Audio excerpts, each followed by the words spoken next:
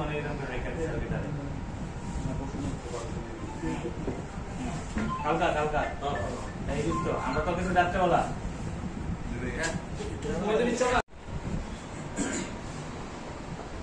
মধ্যচারী এসে মধ্যচারী প্রশ্ন করতে নেই জোরানছে মামা চল চল বিস্তার না বুঝাতাম না মোবাইল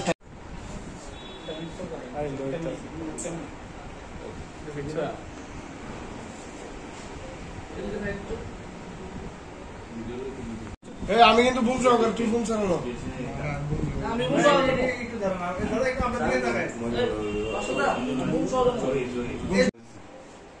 কাল রাত 10টা নাগাদ আমতলী পিএসএ একটা কমপ্লেন আসে যে 8 তারিখ জিলাল আহমেদ নামে একটা ছেলেকে যার বাড়ি আসাম নাকড়া বাজারে ছড়া পিএস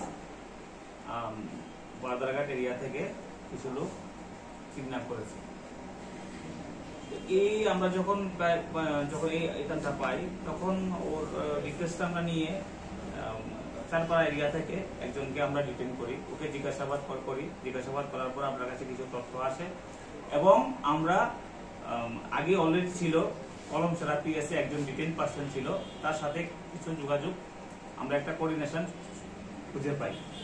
তখন আমরা আমাদের এসপি স্যারের তত্ত্বাবধানে এবং সুপারভিশনে এডিশনাল এসপি আরবান স্যারের নেতৃত্বে আমরা এসডিপিও সুনামুড়া ওসি কলমছড়া সাহায্য নিয়ে আমরা জয়েন্টলি একটা রেড করি কলমছড়া পিএস এর আন্ডারে এবং সুনামুড়া পিএস এর আন্ডারে। তারপর তাদেরকে নিয়ে যাওয়ার পর সুনামুড়া পিএস এর আন্ডারের কুলবাড়ি এরিয়া থেকে যে কিডন্যাপ যে ছেলেটা তাকে আমরা উদ্ধার করে নিয়ে আসি এবং এই জন্য আমরা দুজনকে গ্রেফতার করেছি এবং একটা স্পেসিফিক কেস এরিনগর পিএসএ রেজিস্টার হয়েছে, ইনভেস্টিগেশন চলছে। তাদেরকে একজনকে তো আমরা চারিপাড়া থেকে তার বাড়ি থেকে আমরা নিয়ে এসেছি, তাকে জিজ্ঞাসাবাদ করার পর যখন আমরা যোগসূত্র পাই তখন দেখি অলরেডি একজন ডিটেইন আছে কলমছড়া পিএসএ, তাকেও নিয়ে যাই। যখন নিয়ে নেওয়ার পর তাদের দেখানো পথে আমরা ওই যে কুলবাড়ি এরিয়া থেকে ওই যে কিডন্যাপ পার্সনটাকে আমরা উদ্ধার করি। কি কারণে কেন করতে কিডন্যাপ কিছুই পাওয়া গেছে? অ্যাকচুয়ালি আমরা কেসটা রেজিস্ট্রেশন হয়েছে, ইনভেস্টিগেশন চলছে। আমরা এখন মোটিভটা এখনো বলছি না, যদি আমরা পাই পুরোটা পাই আমরা